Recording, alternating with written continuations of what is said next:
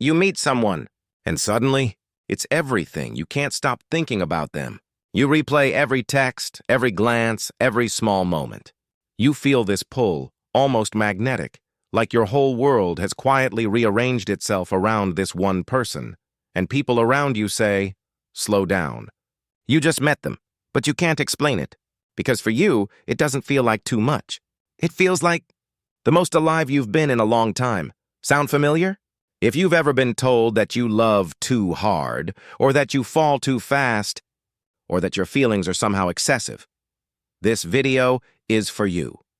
Because here's what most people get wrong. Your intensity isn't a flaw. It's not immaturity, and it's definitely not neediness. It's your nervous system. And today we're going to understand exactly what's happening inside you and what it really means. Let's start by dismantling something. Society has a very comfortable story about love. Fall slowly. Keep your walls up. Don't feel too much too soon. Guard your heart. And if you can't do that, and if you feel deeply, quickly, and completely, you've probably internalized the idea that something is wrong with you. But here's the reframe.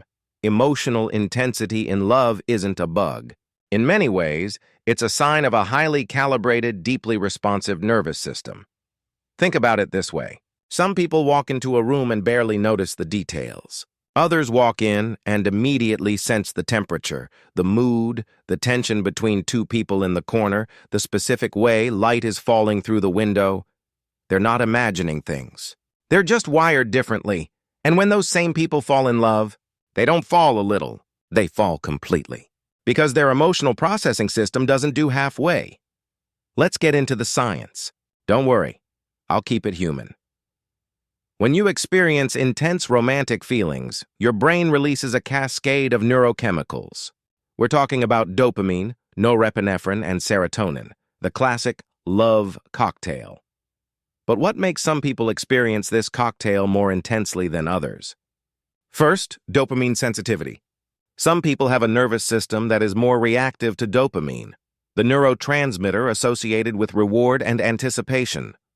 When a new connection activates that reward system, it doesn't just turn on, it floods. This is why a single text from someone you like can make your whole day. Why a small silence from them can feel devastating. The signal isn't bigger in the world. Your system is just receiving it louder. Second, the role of the amygdala. The amygdala is the brain's emotional alarm center. In people with high emotional sensitivity, which includes highly sensitive people, or HSPs, the amygdala tends to fire more readily and more intensely in response to emotional stimuli.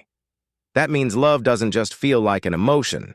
It feels like an event, a full-body, full-mind event. Third, attachment wiring. Here's where it gets really interesting.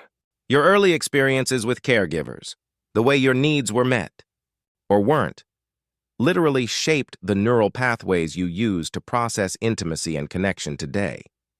If you grew up in an environment where love felt unpredictable, inconsistent, or conditional, your nervous system learned to hypermonitor emotional signals. It became extremely efficient at detecting shifts in the emotional temperature of relationships.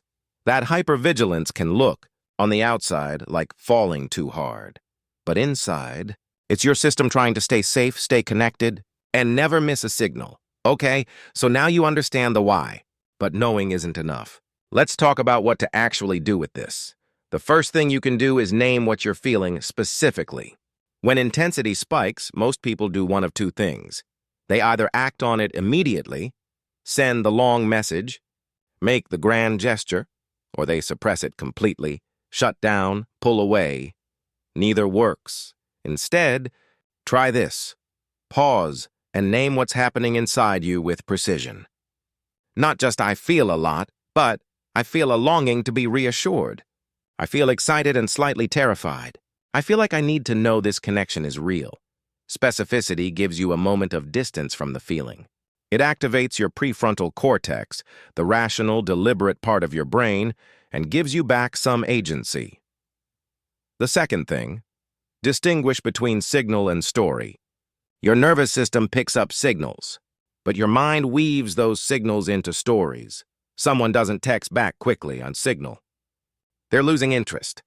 I was too much. This is ending. Story.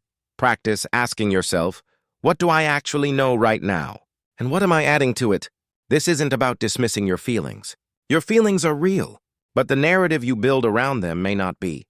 Separating the two is one of the most powerful things you can learn to do. Third, regulate your nervous system before you respond. When the intensity peaks, when you feel the urge to do something big, say something big, react, don't. Not yet. Give your nervous system 20 to 30 minutes. Go for a walk.